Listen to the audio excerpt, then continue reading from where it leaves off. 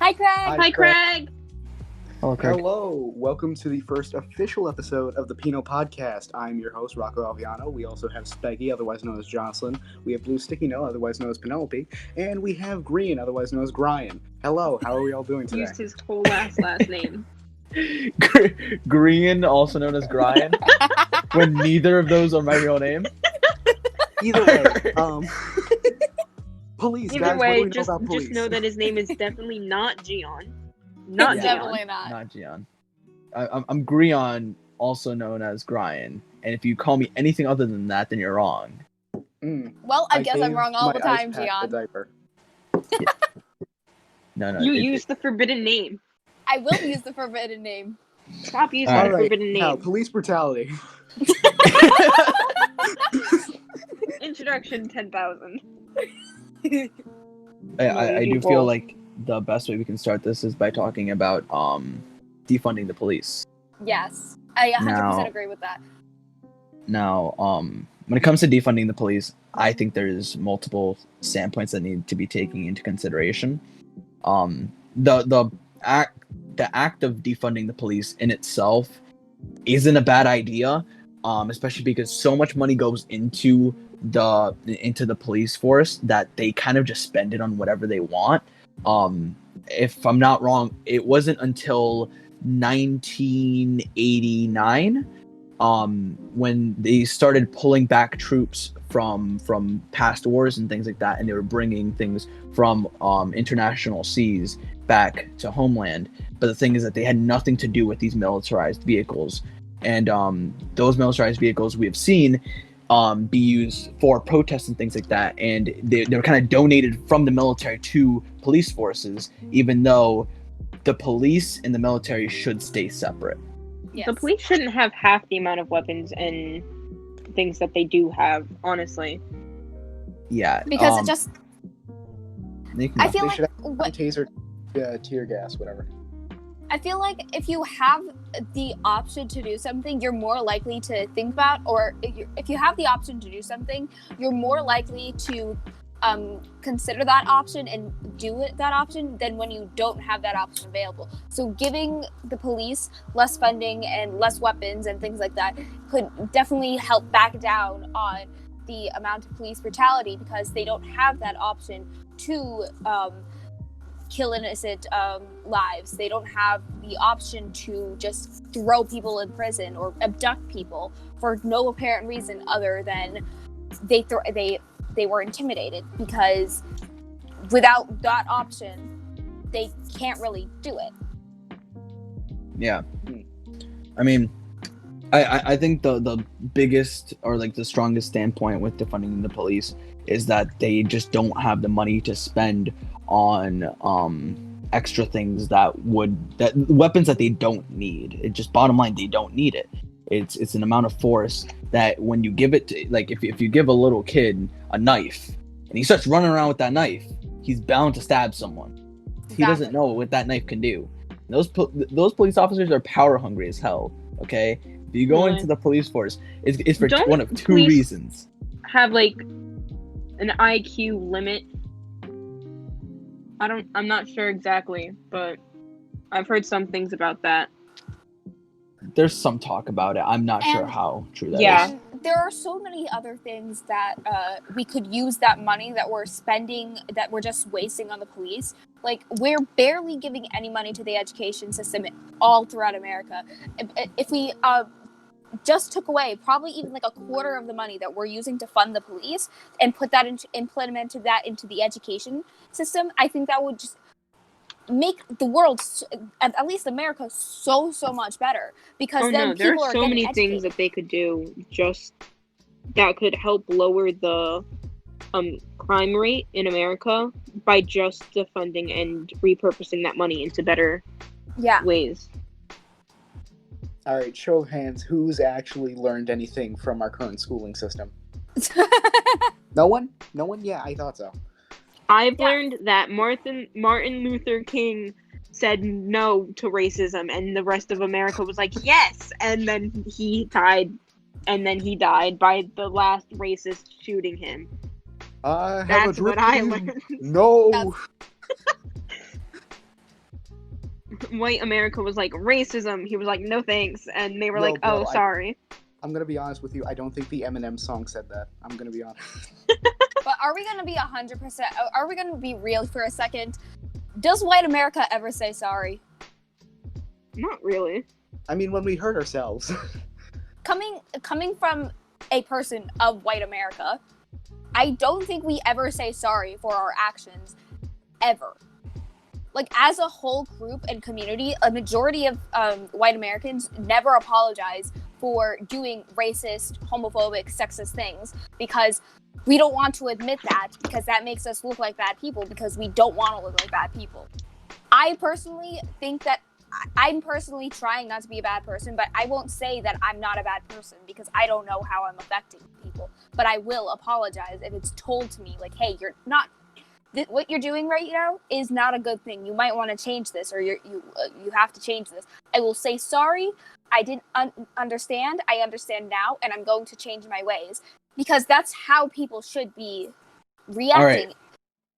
Right. But where do you draw the line, though, as a collective group, on how many apologies you can really take? Because we've seen it multiple times throughout the country where there will be so many intensive waves of racism and so many spurts of it all over, and eventually by the third apology you just cannot take it, because clearly we are far past the third. Yeah, Definitely. White America has this thing of saying sorry, but then doing that exact same thing, but just slightly differently, so that it's considered a different form of racism, but it's still there. exactly. It, like slavery, and then right into the prison system. The prison system is basically slavery, but we have a slight excuse that would only hold up if you were a fucking dictator. Slavery, but with a mask. Slavery, but legal. Yeah.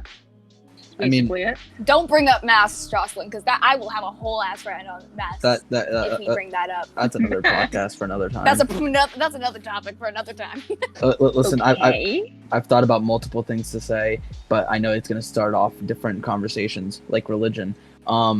Because I feel like two strong standpoints on why racism is such a like prevalent thing in modern day is, one, because again, religions. There are so many religions that frown upon like certain races or certain things and ideologies that it just causes such a negative mentality for people who follow that religion and are basically preached to, hey, don't like this person.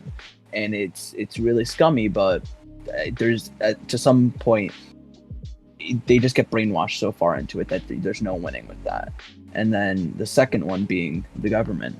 When people in high power, who people look up to, are saying racist things or going after certain like groups, then there's no way of getting those people out of that mentality. That's why if you see Trump supporters, it's such a toxic community, because it's all people who just follow this man as if his word is gospel.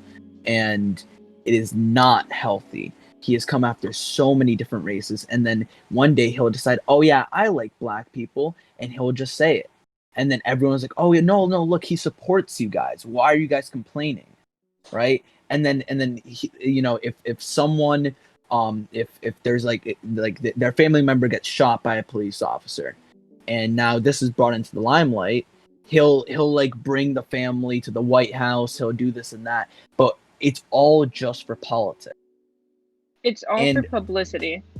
And it's such a big prevalent issue when it comes to racism, because it's just, oh, I use this person of certain race when I need it to gain people in to you know, keep me in office, right? But then the second that I can't use them anymore, they're not of use to me. They're gone. Look at that African American over there. Are you not the greatest? Exactly. Amazing quote by our dear president. And then with certain, like, there's other things that it's just little small, like adding a race to certain like words or things that have a negative demeanor to it, like calling coronavirus like the Chinese virus, right? Oh my god, I hate that so much. It's the biggest issue with it doesn't matter where it came from. Okay, I'm not talking about that part. It could very likely, there's a lot of evidence that leads to, okay, it came from the lab in Wuhan, right? That's not the issue. When you call it the Chinese virus, the thing that you're pushing, the strong stigma, is that now people will have a very strong racism towards Asians. Doesn't matter if they're Chinese or not. If there's such a strong stigma against Asians that people will see a Chinese restaurant or something like that, they won't go there. And it hasn't been talked about enough, but during the pandemic and everything, Asian restaurants have been hit the hardest. Asian markets too, because people won't go there fearing, oh no, it's coming from China, oh no, it's coming from Asia, and they'll immediately cancel it out. It doesn't matter. Isn't there like evidence that shows that the coronavirus came to America from Europe? Yeah, it did. It more than likely came from Italy. Yeah. There's a very high chance of it. But the coronavirus is a whole nother conversation. Oh my god, I can't. People are just stupid. We definitely can't have this topic without branching off a lot. Yeah, no. Yeah. There's so much systematic racism all over, and towards every race. And that's where the lovely white racism comes in. Where people say, oh, just like there's racism against black people, racism against Asians, there are people who claim that there's racism against white people for calling them out on their bullshit. Well, I hate that so much. And I even as somebody who is white and is extremely white, there's nothing in me that would say otherwise. Everything about me is from Europe. And I hate it when people say that white racism exists, because that's not what racism is. It may be a prejudice. There's a difference between a prejudice and a racism. And the fact that people either mix the two together or say that they're the same thing, I don't like it, because when you are implying something is racism, you're implying that that person that is being racist to another had at one point in history held power over that other race. And nobody has ever held power over the white race. The white race has always held power over every race throughout history. Slavery, actually that's all I know, but I know that we've held power over Hispanics. We've done cruel things to every single race and every single religion, and saying that white racism exists implies that someone somewhere once had power over us, and they didn't. So you can have a prejudice against the white race, but you can't be racist towards the white race. Technically, if I may, I think it's more a case of white American racism, because I know very well back in during the Irish immigration and whatnot, and the Italian immigration of the Depression and whatnot. A lot of people hit those, even though they're technically considered white because they're European, because there were a lot of them. I specifically remember all the protests that used to be because of all the new bars that were opening along Irish neighborhoods. It was bad, and I think it's more so a case of white American racism than just white racism, because white includes Europeans, and I think the Europeans should just stay in their own bubble. The one thing with that is that Europe is very racist, and against Americans too. I can't try to defend them from it either. I mean, obviously, anywhere in the world, there's definitely not defending in every part of the world. There's racists. There's people who aren't racist. It's just bound to be. But I would not say in any way that Europe has the past from being racist, especially because they are known for occupying a lot of lands. Like, didn't Europe rape almost the entirety of Africa at some point? Yeah, the Scary for Africa, or was it Scary? I don't know what word it is, but it was the something for Africa, where they basically just colonized everything and then fought and divided the tribes that lived in Africa. It was a mess, and they're still feeling the setbacks from that. You know, and it basically all it was, right, is occupation. And I've looked my fair share into it because I'm a history nut. But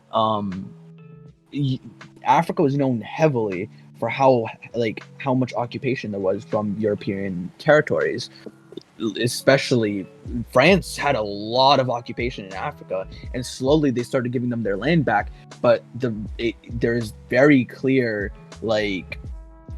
evidence left behind that they left their mark on those places. There are certain territories where you from town to town they'll be speaking different languages. One town can be speaking French, and that's a genuine thing because these European places came in. They occupied so much, they took so many slaves, sold them off to slave trading. That's what started the whole branch. And that's where the systematic racism comes from. It's just from a long line of slave trading. And then when Europeans show up to what we know as Jolly America now, it was just a lot of fighting natives taking over their land. And then everything that was Texas, California, all down there, that was all owned by Hispanics and Mexicans and stuff like that. And it was all pushed back. If you look at what Mexico is now, it is very small compared to what it used to be. Because again, including California, Texas, all of that down there, down south, was theirs, and we pushed them out of it. It was not something that they chose to do. They were pushed out of it. And again, that racism is it's not towards one specific race. I mean, obviously there are more prominent races that are targeted. The African American community is hit very heavily by it because they've always been at the forefront of it. But every single race is really in it, in the same boat. And the thing that irks me the most is when people say white lives matter or all lives matter, because no one's saying that your life doesn't matter. By saying Black Lives Matter, it is not saying that your life matters any less. It is just trying to say that you have been oppressing this certain race for so fucking long. You have been mistreating them. It's not like there's no evidence of this happening in a day-to-day basis. It is a concurrent thing. Just, hey, don't be fucking racist, and we wouldn't have to have this conversation. Who would have thought there'd be such a controversial statement to say that someone's life matters so much? We have been dealing with this for months now. We are near the end of July, and this is still an ongoing situation. It's because people are so fucking butthurt that someone's life matters. Well, fuck you. It's as simple as that. See, the thing about that is it's for basically the entirety that America has been America, and even further beyond that, it's been every single time that I'm losing words. That's all right. Every single time that it was pro-white, it was anti-people of color or anti-black and or any specific other race. But now that we're doing something that's pro-black or pro-people of color, person of color, they're taking it as anti-white because it's always been the other way. So, but I've seen so many great fucking words. You got this. I don't. I've seen so many great comparisons about the house burning on fire thing. I don't know. Words are escaping me. I'm not good at this. If I might pick up just so you can gather your thoughts a bit. Go ahead. I don't think race. I don't know how to exactly describe this. I don't think racism is exactly a fact that we are human specific. I feel because I think we were talking about this last night. It was we've gotten to the point where we have no predators, so we've become our own predator over time. Yeah. Because I guarantee you, back when we were still fucking fighting mountain lions for the last piece of ham, we didn't care what your color was as long as you were stabbing the same lion.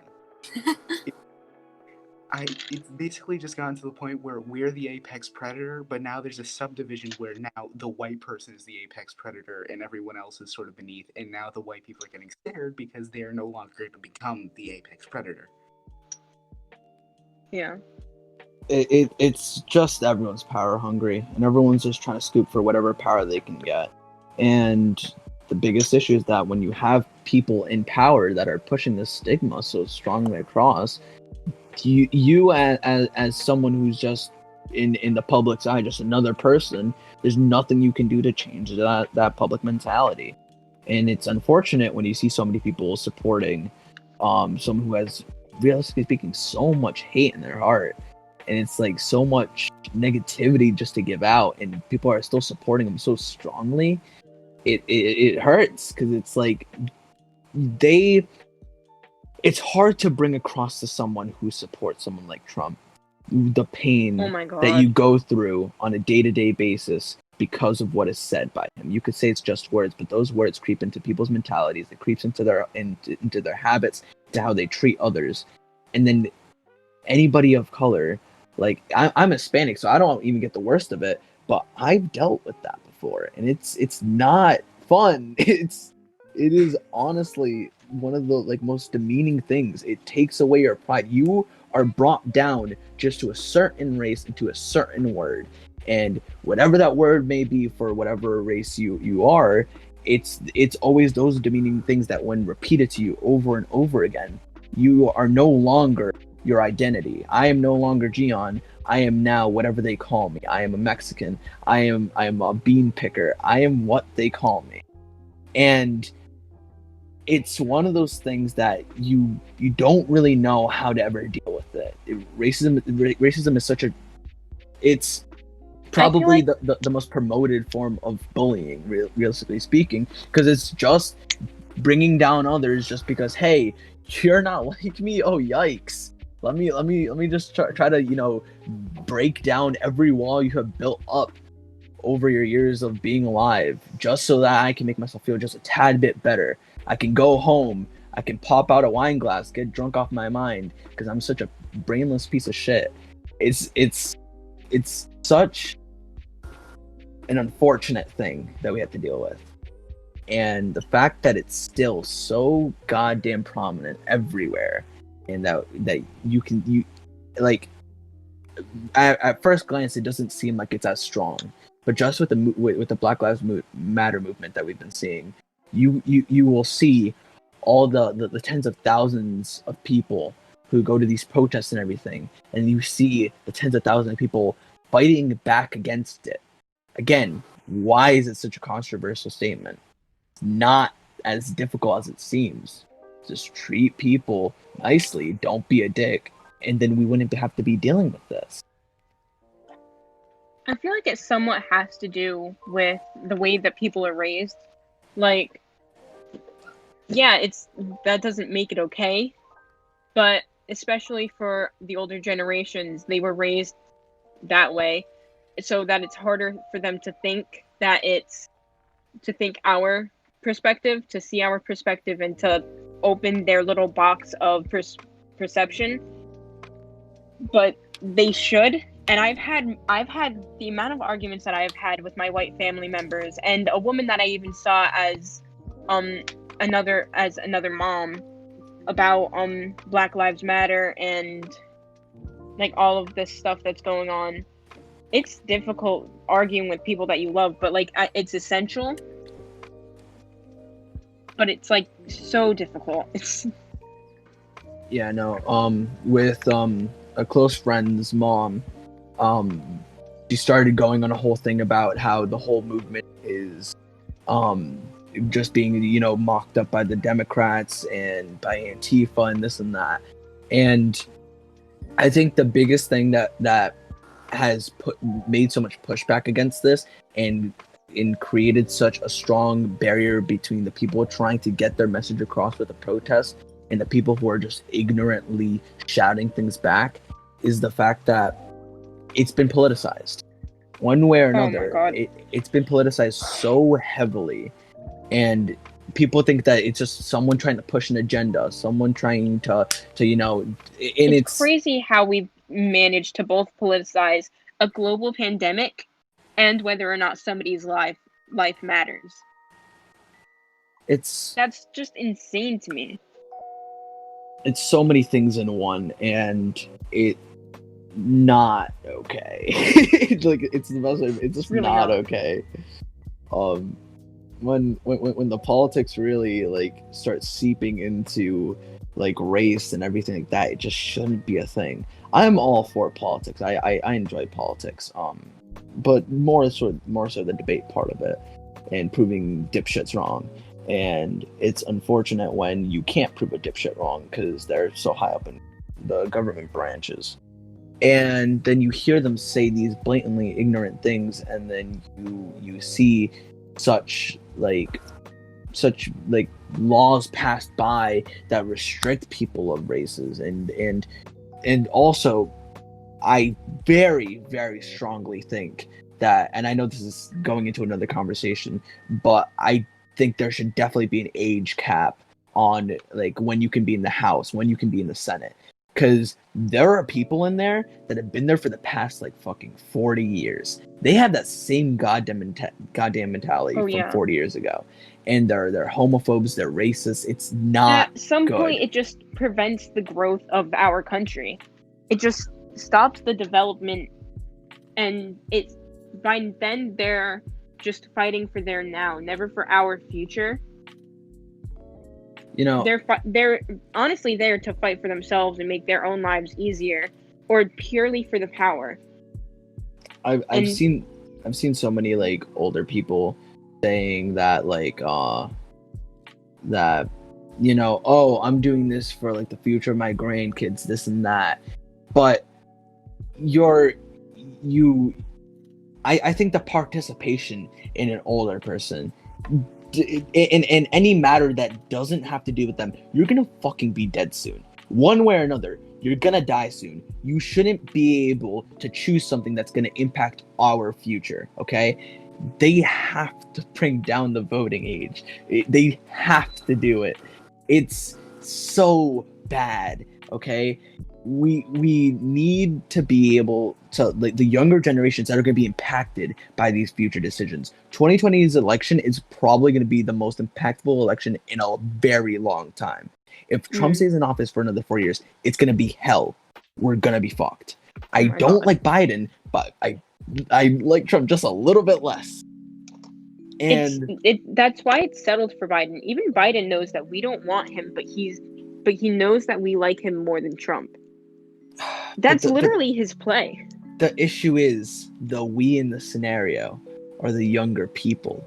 And sadly for us, I can't imagine what it's like for the people who are 17 and don't turn 18 until after the election.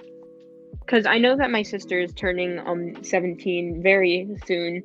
And so she can't vote, but she is very politically involved right now. Like, she has her big opinions. And I mean, like, I say big opinions. I guess that might have sounded like I don't agree with them. I fully agree with them. But she has very strong opinions, and she can't do anything about it, at least not voting wise.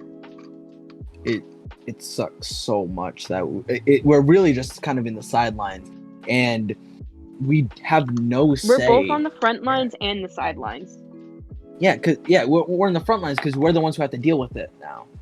We are the ones who get all the repercussions. Like, and I guess now we went from racism to politics, but going into like what Trump has done in his campaign, not only on the racist front, not only on the immigration front, he's pulled back so many services, so many healthcare services. Like the fact that during Pride Month, he pulled back on the law that allowed it, that basically made it so anybody who is trans had to be given the same healthcare benefits as anyone else. That was stripped from them. So someone can and show on up. The anniversary of a gay club shooting. Yeah, and it's like the fact that someone can be turned away from getting proper health care because of that is insane Because of- to me. The fact that they feel more comfortable, they don't feel comfortable in their own skin, because like I feel like Trump supporters just don't want people to be comfortable in their own skin, in their own lives, in anywhere, unless they are a straight, cis, white male who is rich. And what else? Oh yeah, and Christian. Basically, you have to be 6 things in order to be happy. It's Rocco, you can say stuff. I choose not Yeah, to. Rocco, stop like dancing. You're like dancing for attention, and like you want to All say right. something, like you're doing your want to say something dance, but you're not saying anything. You're just standing there dancing. First of all, I'm 5 out of those 7 things. I love it. Well, 4. 6. 6, whatever. No, all right, it's a number. But the reason why I don't want to say anything, and I'm mostly just doing my please pay attention to me jig, is because I want to just ask Grian. You said you were a history nut, right? Huh? You said you were a history nut, right? Yes. Yeah. What do you feel about racist media racist media that's going to be lost to time? Like literally anything that doesn't age well completely is going to be lost to time. I think that there should be a very just don't erase it. Yeah, no, I think there should be a very strong difference between or like divider between don't do this again and burn it in fire. Now, the thing is that Learn from Germany. Yeah, no. Yeah. We're doing a very, very bad mistake right now, which is when it comes to historical writing, I couldn't give 3 less shits. That it's Hey, I'm telling you right now, my Splash Mountain is being changed to fucking Tiana, and I am mad. Shut up. It should be.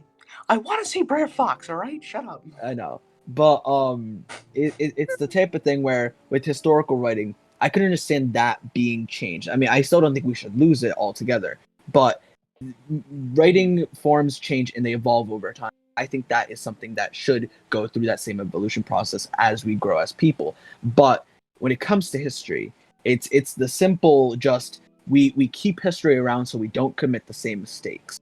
We know not to let dictators into our governments, although we still fucking do it. And it gives us a lot of good insight into like red flags when it comes to government and things like that. One of those red flags being oppression of news, of media, things like that. And something that Trump has been known for bashing different media outlets, which it's not direct oppression, but he very clearly has come after reporters. He's clearly come after many like news stations, things like that, and he will try to demean them and bring them down. Fox News, who was like basically his best friend for the longest time, the second that they started saying anything negative about Trump, he immediately dropped them, called them phonies, called them fake. He ended it when before he was praising them. It's such a clear bias. Do you want to know the funniest thing? What? Fox News is labeled as an entertainment source, meaning that they're not legally required to spit out the facts and truth. So every Trump supporter that's saying CNN is like too leftist, that they're at least labeled as a news source and have to legally be telling the truth, unlike their precious Fox News. I mean, then again, I think politicizing even news stations, it comes down to when you look at certain news stations. I think that if you work in like any news industry type like place, I don't think your opinion should be involved in the story. It shouldn't. And that's why there's when I go to look at my like news, like whenever I try to intake whatever's going on in the world, I go to the most neutral sources I possibly can. That's why I don't like watching the news specifically, because every station is going to have their own bias, and that bias will be how they push their story. Now, the second that you start falling into those biases, that's when you start picking sides. Exactly, And that's the most dangerous thing. it's extremely dangerous to pick sides in any kind of situation, whether it be political or it be in kind of friendship scenarios, because it's extremely damaging to real people. And like on the political side, because we want to keep this topic on topic, Bring it back, Penny. Bring it back. bring it back. If you are a Trump supporter, or like you fall into the trap of watching Fox News and think of that as your only reliable news source, like having only one reliable news source is also extremely dangerous. Like I try to I watch local news, and that's the only kind of news I watch personally. I get all my national news from different media outlets, because at least I can understand multiple different sides, because everybody's getting so many different kinds of information from different places. And if you are a Trump supporter because you watch Fox News, then you are being prejudiced toward, or being even racist and homophobic towards people of color, to the LGBTQ community, and you end up just hurting people both physically and mentally, and it's just a whole mess when you pick sides. You have to stay neutral in every situation. You can have your own opinion, but you can't like completely make that opinion make that your decision. You have to take in the real reality in the situation. If that made any sense. I don't know if that made sense. Have you guys heard about the recent Nick Cannon thing? Who is Nick Cannon? Yeah, didn't he say some like bullshit against was it Jewish people? Yeah. So Yeah. all right. For Penny and Rocco, Nick Cannon, Looking it up. Yeah, he was a host for like a big thing in Nickelodeon, and then he like does some show now that's fairly popular. Wild and Out. Yeah, Wild and Out. I'm pretty sure they got rid of him because yes, of all they this. did get rid of him because of all of this. But and then he had a whole big thing about like the whole getting kicked off. But no one gives a shit because fuck you. He said a lot of anti-Semitic things and very So in the same way that there's white supremacy, there is black supremacy, one way or another. There's always obviously going to be people who do have that outlook on things, where it's since we've been oppressed along, we are so much better than everyone else that we should like be put in the limelight. Penny, that's another conversation for another time. Yeah, but you can kind of parallel that. What did you say, Penny? Black supremacy is the same as radical feminists. Yeah. Yeah. Pretty much radical anything. When you get to a radical, no matter what your belief is, if you're a radical, you're wrong. Yeah. I've had this conversation with a girl in my history class about my history teacher being an extremely proud radical, on radical conservative. You shouldn't be proud being radical on any kind of side. You should not be proud of that. You have to be. If you're proud, you should only really be proud if you're as neutral as you possibly can. Like, you see both sides, and you see the good in both sides, but you also see the bad in both sides. Radical, bro. I don't think I'm making any sense tonight. No, you're making perfect sense. But I was just thinking about this because you just brought up the Nick Cannon thing. Why does Nickelodeon have so many weird motherfuckers? Like, they had Butch Hartman, which was the really devout Christian guy that made fucking Fairly Odd Parents and Tough Puppy and whatever. He was like running this Christian program that like he had to put $5,000 of his own cash in for it to even hit the fun goal. There was Dan Schneider, who not only has been accused multiple times of sexually assaulting those who he worked with, including some of the cast of iCarly. He's snuck in his fat fucking foot fetish into every single goddamn scene of every show he's worked on. Legitimately. Like, if you look on his Twitter account, there was shit like while it was still running, there was shit of like ketchup or like different fluids on just actors' toes. There was just pictures of toes. It was weird. And there was also there was Butch Harmon, him, and now there's just Nick Cannon. I swear to God, I think when you go to Nickelodeon, they just do something to your brain. They just, I don't think 5G is a real thing, but I think they know it in there. Once you hit the splat, you never go back. If we're gonna go back to how different things can alter your mind, the All Lives Matter movement. Can we talk about that for a second? That's fucking bullshit. They are the people who say all lives matter are kind of like shitting on themselves, because the people who say all lives matter as a it's purely just a way response to take credit away from the Black Lives Matter movement. Yeah. That's all that it's used but for. The thing is they're kind of like shitting on themselves. Discredit, that's the word. Discredit. They're also shitting on themselves, because if they're saying all lives matter, they're saying Black Lives Matter. But they're using it as a response to Black Lives Matter. It's really funny to me. I'm not saying that the All Lives Matter is good in any way.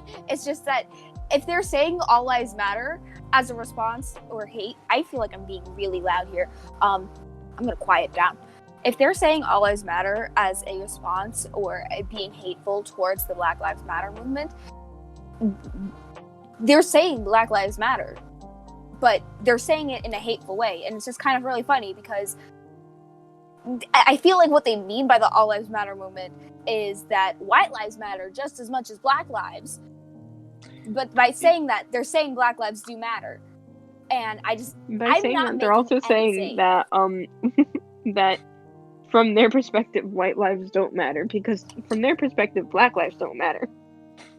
It's basically just that comic of there's one house on fire, one house that isn't. The guy picks up the hose, he wets the other house and says, well, if this house is wet, then this house has less chance of getting on fire. But how about we take care of the house that's on fire right now? No, let's wet this so it doesn't get hurt. Can we also, so we were talking about this last night when I read the comments of the Boston News showing the Black Lives Matter poster on the Mass Pike. The comments are filled with hate towards the Boston Red Sox. And I could talk about like that one comment I saw of a Yankees fan saying that they're very proud of the Red Sox, because the Yankees are doing shit. But it's also how people are assuming the Black Lives Matter movement is just a Marxist or political thing, when really it's about human rights that is going on all over the world. And Americans, I'm not saying that my parents have bad views, because I do agree with them on some things, but a lot of things I don't really agree with them 100%. But one thing I agree with them on 100% is that Americans are in their own little bubble. They don't see anything outside America unless the Kardashians are on a trip to Iceland. And then they see other places as just little toilets, or they see these places as little, like, they see everywhere except for a good like half of Europe as just third world countries that like they're just cute little pets. And I hate that about Americans so much, because the Black Lives Matter movement isn't a political thing in just America. Coronavirus isn't just a political thing in just America. Those are two worldwide things. I lost words. I don't know what words are anymore. I feel like that in my soul. America views a lot of like, even if it's not America, like as long as Americans see a foreign place, they either see it as a dumping ground for their criminals, or how about this, a vacation destination. Iceland.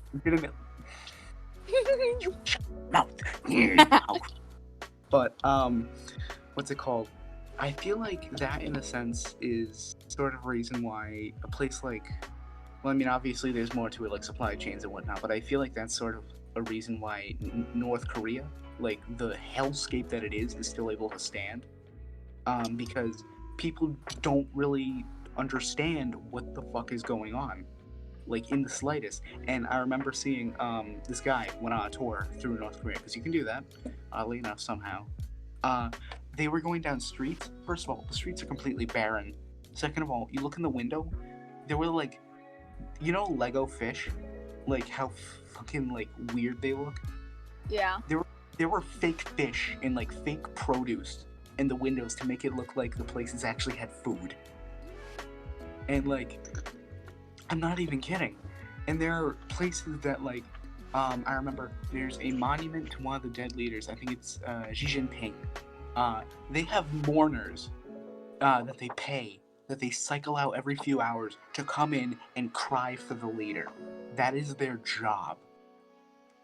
I'm not even kidding. I want that job. Well, I can Obama, cry. you didn't die yet. Obama, we miss you, true form. Praise be. But, dear Lord, you look at some of the places that people live. They're literal cages. Like, We really want to talk about innocent people in cages? You see, Let's talk about immigrants. See, immigrants, at least they get like a nice little broken sink with a few rats in it and like a little toilet that like Guido makes wine in his free time. Over here in North Korea, they have little cages where the only thing you're allowed to keep is 2 t-shirts, 2 pairs of pants, and like a book. In North Korea, I wouldn't be able to survive. In North Korea, I'm telling you now, you cannot take a photo of the leader where the leader isn't fully in frame, and you can't cut up photos of the leader, even like fold them in half. If you get a newspaper, you cannot throw it away. There's a guy whose job is specifically to throw away the North Korean newspaper because you're not allowed to do anything to the leader. That is a legitimate law. That is North Korea's fucked up, man. I'm not saying that that's the only place that's fucked up. I mean, I live in America, but North Korea is the most not the most publicized. America is the most publicized, but it's the most internationally publicized, I want to say. Because they're in relations with America. God, everything relates back to America. The home of the free and the brave and the obese.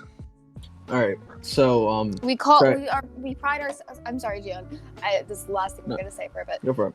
We pride ourselves in being the land of the free, yet we legalized the selling of weed. Yet there are still prisoners, in jail for smoking or selling weed.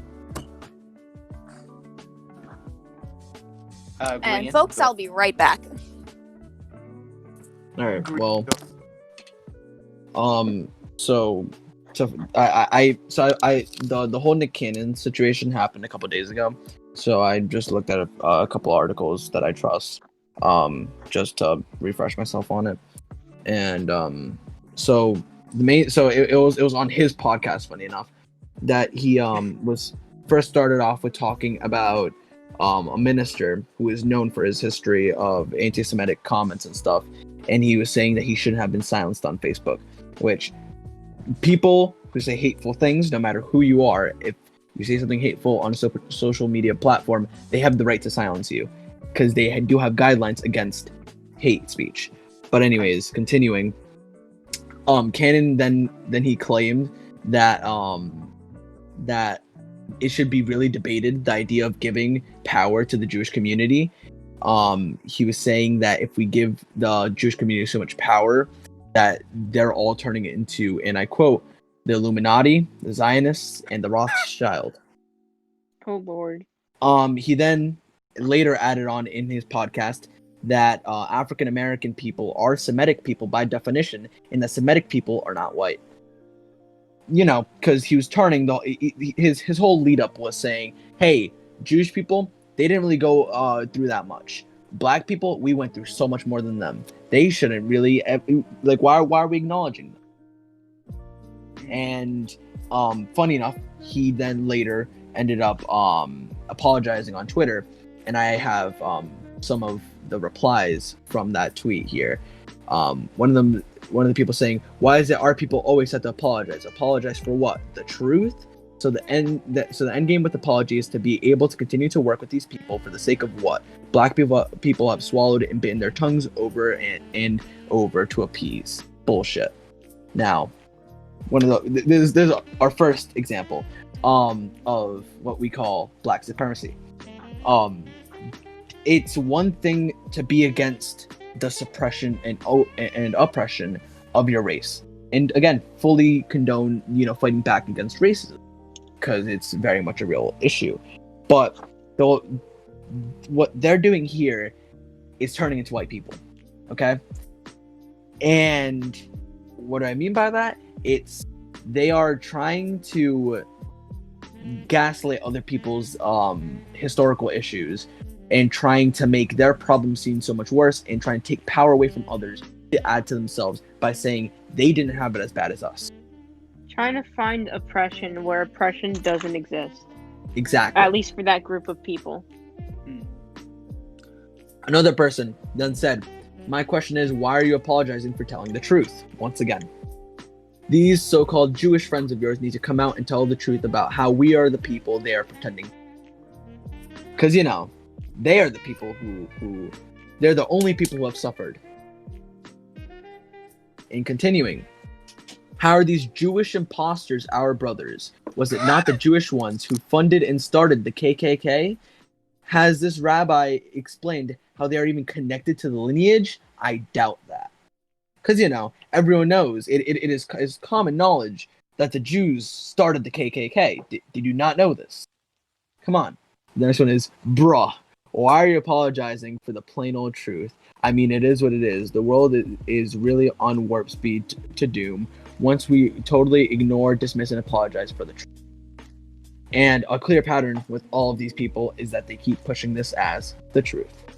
Because, trying to oppress now the Semitic people and trying to push an anti-Semitic agenda is what we should do when we're trying to bring up another race from already being oppressed for so long. And the last reply that I kept here is, why do we always have to apologize for telling the truth, but they, in quotation marks, never have / will apologize for telling continuous lies about us? And that is pushing a very them against us scenario where they are trying to make it seem as though there is some like the Jewish community is coming after, but like the African American community, when again that's just creating more divides than anything else. It's so damaging. And the fact that Nick Cannon has been under backlash and has lost like his show and stuff like that, it makes sense. You can't say these type of things and not expect repercussions. Now, I'm not up for cancel culture personally. I don't think it's a good idea. The fact that someone can lose their full job and full career over something like a comment they've made, okay. But I don't agree with cancel culture when it's old things that they've said. If it's something that someone has said like 10, 15 years ago and they have changed and proven that they've changed by now, I don't think it's something that should be brought up. When it's something that you make on we're going through this whole movement. He made this, I want to say, maybe a week ago. He made these comments. That's not excusable. Or like the Shane Dawson stuff.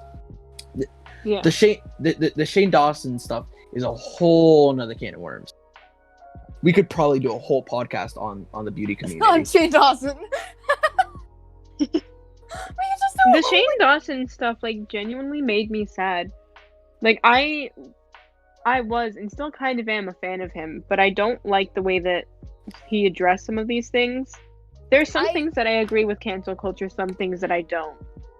I agree in bringing certain things up just to bring them to light and say, hey, you did this was wrong. Maybe you should take down in the ways in Shane's using him as an example. Maybe you should take this specific video down and bring it to light and just say, hey, this was wrong and I acknowledge that and I've changed myself, rather than just letting it go and just being well, it happened, so. Yeah, but again, I think that cancel culture can be very, very dividing. Oh, it can be so toxic. Cancel culture is extremely toxic, but I see. They canceled Jenna Marbles.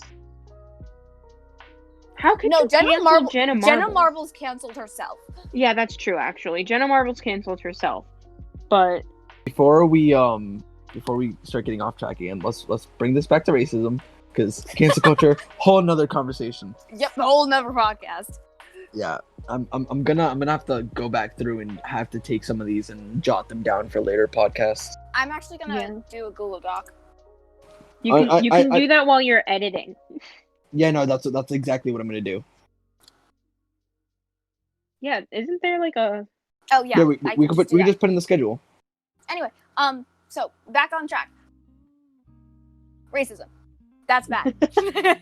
Racism. That's a thing. It's not good.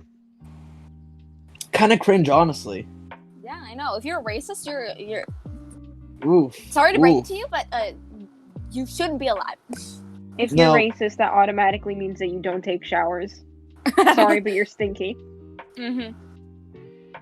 You don't wipe after you poop. All right. Okay, wait. Can I bring up one thing? Go for it. Minorities that hate on other minorities. Oh my god. I mean, that's a Nick Cannon story for you. Yeah. Or homophobic people of color, or racist gay people. How like homophobic gay people? Have you guys seen that? Like the biphobic and like panphobic. I don't want to bring up biphobia. All right. Listen, I think personally we should leave this episode here. I think we should start it off slow and do it in segments. Yeah. And I think we should call it a because wrap. I'm gonna get on a whole rant about homophobia soon. So. All right. Listen. I know. That's again another conversation for another time. Take a breath. All right.